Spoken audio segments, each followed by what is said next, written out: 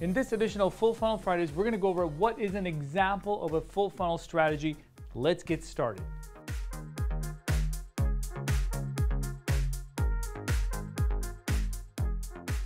Now, before we get deep into full funnel strategy, I want to talk a little bit about what used to be and what it is now, and that is traditional marketing versus performance-based marketing.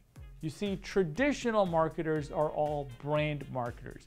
They're always talking about the brand. That means buy more television ads, run more radio ads, buy more newspaper ads. Any media is for the purpose of building a brand. The bigger your brand, people will come to you and pay you whatever it is that you charge to get your products and services done. Now, there's been a new breed of marketers. Now, this is not new. It's been going on for probably the last 2 decades, ever since Google started to come out with pay-per-click advertising, and that became very popular. Guys like me, who are OGs in digital marketing, always been a performance-based marketers. We've never lived through the era of build more brand. I've never bought TV ads for the purpose of building a brand. We've always ran ads to generate leads and more conversions for our customers, right? So we are kind of the people that created such a concept of a funnel, meaning we need to get people in the top of our funnel, then move them towards middle of the funnel and make sure that they're converting at a low cost per acquisition on the bottom of the funnel.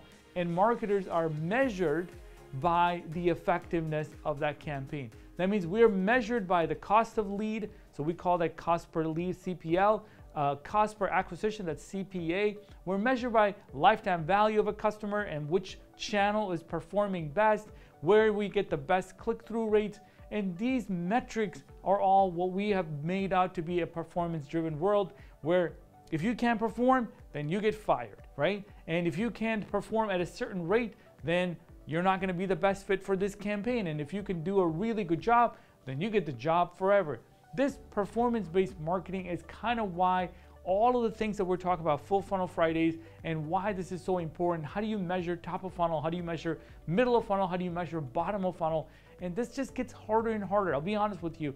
There's not going to be a campaign where we can bring costs down to zero. In fact, we're living in a world where the cost per click is only going up. That means that the cost of acquisition is going up. That means that there's more and more pressure on marketers to perform and these campaigns to be extremely efficient to bring the cost per lead down or bring the cost per acquisition down and to increase the lifetime value. So this is a scientific way of doing it, not the way traditionally used to happen, which is spend more money on more and more brand related campaigns, send more direct mail, don't worry about tracking, because the more you do, you'll make more money. There was no metrics in place, there was no cost per lead, there was no really cost per phone call, and those all were sort of like performance-based marketers that created this concept.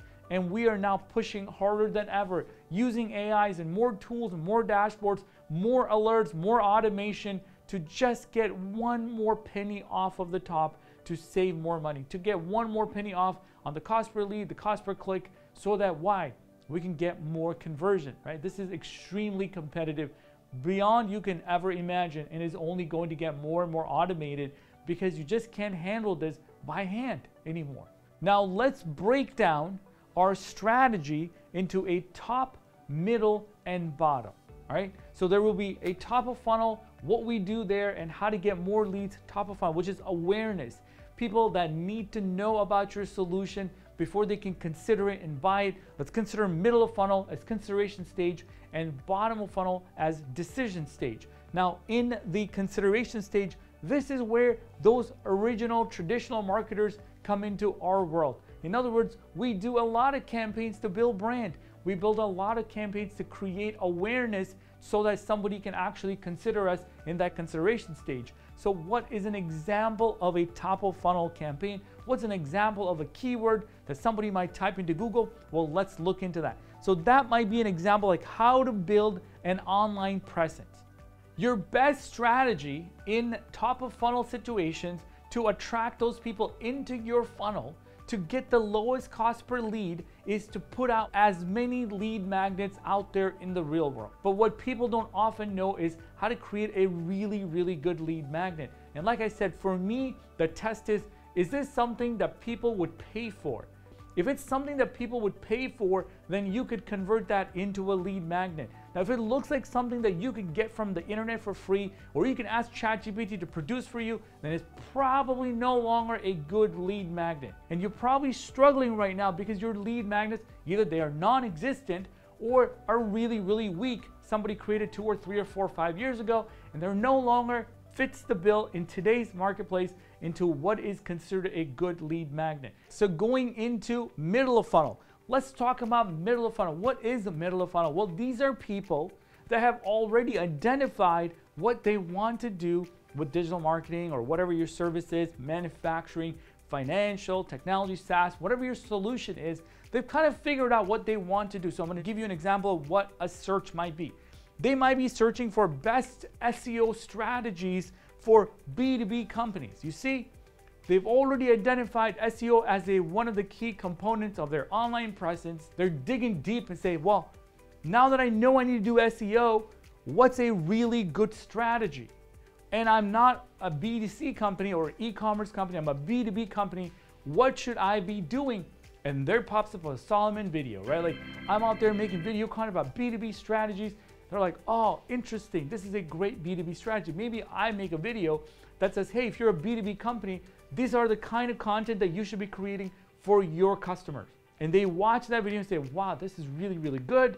I'd like to consider this person, this company as one of my runners up for my brand, right? Like, I want to ask them for an estimate. I want to ask them for a proposal because they're actually helping me solve this problem. Now let's translate that into your business. What would be that type of content that you need to be creating in your business where somebody's considering to work with you, but they don't know exactly what to do? They don't know enough about making this decision, therefore they're saying no, right? So I never want to push my customer over to a yes until they have enough knowledge about my products and services. And that's all what marketers do. Our job is to inform our customers, to literally get all of our stuff out there in the marketplace, make as many videos as possible, as many blog posts as possible, as many social media posts as possible, as many case studies and video testimonials, whatever you can that would help somebody in that consideration stage move over to the bottom of funnel. That leads us to the next section, which is conversion. Solomon, what does that look like? What does that mean? This means this person becomes a sales qualified lead. Before they were a marketing qualified lead, they are now a sales qualified lead. That means that they know they have a problem. They've identified a brand, they've identified a solution, they've identified a company that can solve their problem. This means that they literally are Googling Solomon Timothy because they know that Solomon knows how to fix their marketing problem. This means that they've identified one IMS, one of my agencies, as a solution, and they've Googled one IMS Chicago or one IMS Florida, and they're like, all right, I'm down, let's go have a conversation. If they're searching your brand, they don't have just an awareness of the problem. They're not in consideration stage, they're in decision stage. They want to talk to somebody. They want to get a proposal. They want to get a demo of your software, right? They want to get a quote. They want to know what's next. What do I have to do? What kind of customers do you work with? Am I the right fit, and are you guys the right fit for me? And what does that look like? And what does that engagement look like? Is it a long-term engagement, short-term engagement? How much is it? And what do I need to give you for you to give me a proposal, right? Like, that's the perfect situation, which is what every single entrepreneur out there wants. You want to wake up in the morning, have 10 people that are asking you for price. By the time you get to the office, that's 12 and 13, 14, 15. But what you don't understand is that this starts way early in the journey. This starts right here, top of funnel, where we went over, right? You got to get those people to learn about you and become aware of your situation to then say, hey, I want to consider this brand. And then you wake up in the morning and you're extremely happy that they're asking you for a quote. Well, that's what I want too. But at the end of the day, being a marketer, being a performance marketer, I know so much more that I can't wake up and ask for 27 leads to show up in my inbox if I'm not running ads over here to my masterclass that I have running all the time. It's an evergreen campaign. And then we have opt-ins over here, right? Every single day we have opt-ins coming in here. And that's being nurtured by our marketing automation every single day.